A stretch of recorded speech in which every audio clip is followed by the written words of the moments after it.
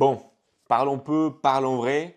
Toi, peut-être que tu as envie d'être capable de courir loin et de pousser lourd à la salle. Dans ta tête, ça fait un petit moment que tu vois sur Instagram et un peu partout sur les réseaux des vidéos sur l'entraînement hybride. La capacité à être fort, puissant, musclé, mais aussi endurant et rapide. Et donc tu te dis, putain, oh, ça fait un petit moment que tu te dis, oh, peut-être que je peux faire ça, peut-être que je devrais m'entraîner comme ça, etc., etc. Mais tu hésites encore. Voilà, t'oses pas sauter dans la pistoche, aller dans le grand bain et tâter de tes mains au training hybride. Eh bien, mon très cher, dans cette vidéo, justement, je vais t'apporter mon retour d'expérience en tant qu'athlète hybride débutant et dans le but de t'inciter, pourquoi pas, hein, à tenter à passer le cap pour justement commencer à t'entraîner de cette façon parce que c'est incroyable et je vais te lister toutes les bonnes raisons pour lesquelles toi, là, aujourd'hui, maintenant, qui a cliqué sur cette vidéo, tu devrais t'y mettre. D'ailleurs, salut, enchanté, moi c'est José, bienvenue sur ma chaîne. Moi ça fait 12 ans que je pratique de la musculation et ici sur cette chaîne, je te partage avec beaucoup d'humilité ma philosophie autour de l'entraînement. Et le but principal de mes vidéos, c'est d'aider les pratiquants qui stagnent, qui se trouvent un peu moyens, à devenir plus esthétiques, mais aussi plus performants et plus endurants. Voilà, donc on est en plein dans le sujet de l'entraînement hybride. Et donc, si ça te chauffe, voilà, n'hésite pas à t'abonner à cette chaîne. Et donc, on va commencer par la première raison, mon ami, pour laquelle tu devrais commencer le training hybride dès maintenant. C'est que, et c'est la plus importante, c'est que c'est fun. Frérot, c'est fun de fou. Parce que, je ne sais pas si toi, ça fait longtemps que tu t'entraînes à la salle de muscu, hein, mais au bout d'un moment, la salle, ça casse la tête. S'entraîner à la musculation, moi, j'ai été ennuyé. Au bout d'un moment, tu sais, quand tu as, j'ai pas envie de dire que tu as fini le jeu, parce qu'on n'a jamais vraiment fini le jeu, hein. Loin de là, loin de moi l'idée de me prendre pour ce que je suis pas. Je suis quand même pas non plus très très fort. Mais dans l'idée, tu vois, faire des séries de 8, 12 de manière très régulière, s'entraîner peut-être des fois un peu plus en force, ça peut déjà te stimuler un peu plus. Mais tu sais, au bout d'un moment, quand tu as fait le tour, tu t'entraînes plus pour t'entretenir qu'autre chose, pour essayer de maintenir ce que tu as acquis avec le temps, plus que pour le plaisir en soi. Eh bien, intégrer l'entraînement en endurance, en vitesse, tous les entraînements de type athlétisme, dans ta pratique quotidienne, eh ben, mon pote, tu découvres un nouvel univers. Là, il y a tout plein de choses nouvelles que tu vas découvrir. Les entraînements au seuil, les endurances fondamentales, les types d'allure, ta cadence, bref, tout plein de choses que tu ne connaissais même pas avant. Et c'est vraiment super stylé parce que, un petit peu comme quand tu as un nouveau jeu quand tu es petit, et ben là, tu découvres un nouveau truc, tu vois. Et donc, tu vas retrouver un petit peu ce stimuli que peut-être tu as perdu avec la musculation. Tu vas retrouver des nouvelles motivations. Tu vas te faire des nouveaux potes avec lesquels tu vas pouvoir t'entraîner parce que tu pourrais être ami avec tous les coureurs, et il y en a plein. Et du coup, ça apporte beaucoup de fun. Aussi, je trouve que c'est vachement stylé le stimulus que ça procure de s'entraîner en endurance ou de faire des entraînements de type cardio. Parce que quand tu fais ta séance de muscu, ne me fais pas dire ce que j'ai pas dit, hein. Tu te sens super puissant, tu te sens bien, tu es rincé de ta séance, tu es juste trop bien, tu as juste envie d'aller t'allonger. Mais quand tu t'entraînes en endurance, tu as un autre type de sensation, tu vois. Tu as l'espèce de runner high, l'espèce de planage que tu as quand tu es un coureur. Et ça, mon pote, ça fait plaisir aussi. Et donc, quand tu t'entraînes des deux façons, tu as le meilleur des deux mondes. Tu as le kiff de faire des séances de barjo à la salle, mais tu as aussi tous les bénéfices d'être un bon petit coureur. Donc, ou autre discipline d'endurance que tu choisis, hein, parce qu'il n'y a pas que la course à pied, il y en a plein. Mais ça déjà, c'est la première raison, c'est que c'est fun, c'est nouveau et ça va t'apporter plein de nouvelles choses dans ta vie. La deuxième raison pour laquelle tu devrais commencer dès maintenant à t'entraîner de manière hybride, c'est parce que c'est difficile. Mais parce que c'est difficile, je trouve que c'est giga stylé. Tu vois ce que je veux dire? Alors, là, on n'est peut-être pas tous d'accord là-dessus, c'est juste mon point de vue. Mais moi, les personnes qui font des choses qui sont difficiles, moi, je les admire d'une certaine manière. Je me dis, putain, oh, ils sont incroyables ces gens. Comment ils font pour faire toutes ces choses-là? Comment est-ce qu'ils font pour performer autant, faire des ultra trails? Les personnes qui sont très fortes, peu importe la discipline, en fait, j'ai une sorte d'admiration pour la capacité chez l'autre ou chez l'humain, hein, même chez nous-mêmes, pour accomplir et faire quelque chose qui est difficile. Ok? Et si tu es un peu comme moi, si tu penses comme ça, eh ben, pourquoi pas toi aussi le faire? Pourquoi ça devrait toujours être les autres qui font des trucs durs et toi tu les regardes? Eh ben, moi je me suis posé la question. Je me suis dit, mais frérot, comment ça se fait qu'en fait je bande sur tous les mecs qui font ça, toutes les personnes qui font ça? Je me dis, ouais, ils sont incroyables. Pourquoi je pourrais pas moi aussi, genre, essayer? Je me suis attelé à la tâche et même maintenant, voici dans le monde de l'entraînement un peu hybride. Donc, loin de moi l'idée de me prendre pour, comme je te disais, pour ce que je suis pas très fort, je débute dans tout ça. Mais c'est stylé. Et tu vois, mine de rien, je me suis trouvé stylé quand j'ai fait mon premier marathon en 3h35 et tout. J'étais en mode, eh ben les gars, pour un enfoiré de 88 kills, j'ai fait ça en 3h35 alors que ça fait 4 mois que je m'entraîne. Et ben dans ma tête, je me suis dit, putain, c'est pas mal, tu vois, c'est pas mal. Et je trouve ça classe, tu vois, je trouve ça classe. Et donc, si toi, tu trouves ce genre de choses classe aussi, bah, fais-le, frérot. Pourquoi attendre? Après, il y a un autre avantage, c'est que si tu commences à t'entraîner de manière hybride, tu vas choper des abs. Et ce que je veux dire par là, c'est que quand tu fais de la musculation, en tout cas c'était mon cas, tu fais ça parce que ça te fait du bien, tu fais ça parce que ça te défoule, mais on va pas se le cacher, tu fais ça parce que tu as envie d'avoir un physique qui est attirant, tu as envie de te trouver beau gosse. Nous sommes bien d'accord là-dessus. Eh ben, quand tu fais que de la muscu, pour être capable de rester sec, il faudra que tu fasses plein de choses. Il faudra que tu fasses attention à ton alimentation de manière à peu près quand même très ciblée. Il faudra que tu fasses attention à ta dépense. Donc, il faudra que tu marches beaucoup potentiellement si tu traques tes nombres de pas dans la semaine. Et donc, tu vas passer beaucoup de temps à marcher, tu vas passer beaucoup de temps à compter tes calories pour essayer d'avoir un peu les abdos dessinés toute l'année. Eh ben, quand tu commences à t'entraîner de manière hybride et à incorporer pas mal de séances de cardio dans ta semaine, 3, 4 séances de cardio par semaine avec des sorties longues de plus de 2 heures, d'un seul coup, en fait, tu te rends compte que tu n'es plus obligé de marcher pendant 100 ans pour essayer de faire tes pas de la semaine. Tu peux faire beaucoup plus et tu peux largement manger tout ce que tu veux et tu vas garder les abdos visibles. Alors là, j'extrapole un petit peu, j'essaie de te vendre le truc, mais dans l'idée, c'est ça. C'est que quand tu t'entraînes de manière hybride, tu vas travailler différemment et ce sera beaucoup plus facile de maintenir un physique sec et esthétique quand on parle des points comme l'alimentation ou la dépense quotidienne, vu que tes entraînements sont déjà giga méga durs et du coup, bah, la difficulté, elle est dans le fait de réaliser les entraînements. Mais une fois que tu as fait ça, bah, après, rester sec, c'est plutôt facile. Et encore une fois, je mets ça dans des grands guillemets parce que, évidemment, la perte de poids, etc., si tu t'entraînes comme un athlète hybride, mais tu t'envoies des pizzas tous les soirs, voilà, ça risque d'être compliqué quand même. Donc, voilà, à prendre avec des pincettes.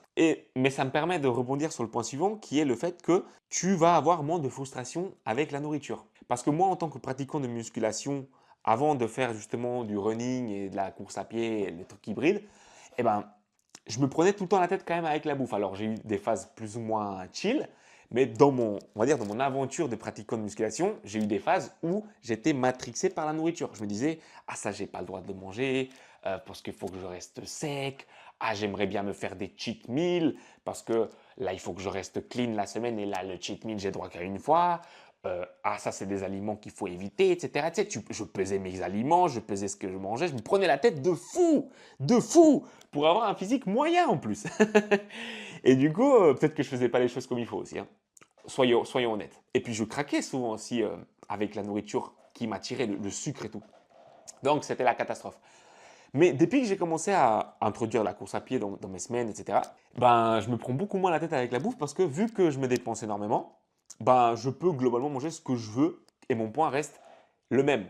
Et donc, pour tous ceux qui ont des problèmes de TCA, troubles du comportement alimentaire, ceux qui vont manger de manière un peu compulsive, etc., et qui culpabilisent énormément, je peux vous dire que quand tu commences à t'entraîner de manière hybride, tu vois plus du tout la nourriture de la même manière parce que tu ne la vois pas comme une fin qui va te permettre d'avoir un certain physique, mais tu la vois comme une ressource pour te permettre de performer pendant tes entraînements. Et ça n'a rien à voir. D'un côté, c'est juste pour j'ai pas envie de dire la vanité, mais la vanité, on va le dire quand même, voilà, pour la vanité d'avoir un physique qui est esthétique, pour un physique que tu trouves beau, qui va dépendre de manière très intime des choses que tu vas manger et de ta dépense quotidienne et tout ce que tu vas faire. Alors que de l'autre côté, tu te nourris pour performer, pour être capable de réussir une performance. Et c'est beaucoup plus cool comme ça. Parce que tu dis, ah, je mange parce que là, j'ai envie de faire ça, c'est trop stylé. Tu fais pas ça parce que tu dis, ouais, bah, j'ai envie d'être plus beau, etc. Tu vois, c'est pas la même chose. Et vu que quand tu fais on en parle après, mais quand tu t'entraînes de manière hybride, tu as des challenges, tu as des objectifs, tu as des deadlines, tu as des événements, et ben c'est beaucoup plus facile en fait de manger correctement entre guillemets. Et tu es beaucoup plus détaché aussi et tu t'éloignes finalement de tous les troubles du comportement alimentaire. Donc, je parle beaucoup pour dire un truc simple. Après aussi, il faut noter que quand tu vas commencer à t'entraîner de manière hybride, tu vas améliorer, ça tu le sais déjà, hein, mais je t'explique comment c'est stylé, améliorer ton endurance. Et du coup, être beaucoup plus endurant d'une manière générale dans ta vie. Et ça, c'est vraiment trop cool. Déjà, c'est un confort de vie de fou. Parce que avant, je ne sais pas comment t'expliquer, mais par exemple, tu partais en vacances et tu marchais un peu en ville, des fois tu tapais un petit sprint ou quoi, tu étais tout de suite essoufflé. Tu es tout de suite essoufflé. Tu montes les escaliers, tu commençais parfois à être un peu essoufflé. Alors que quand tu t'entraînes en endurance, mais mec, tu es inessoufflable.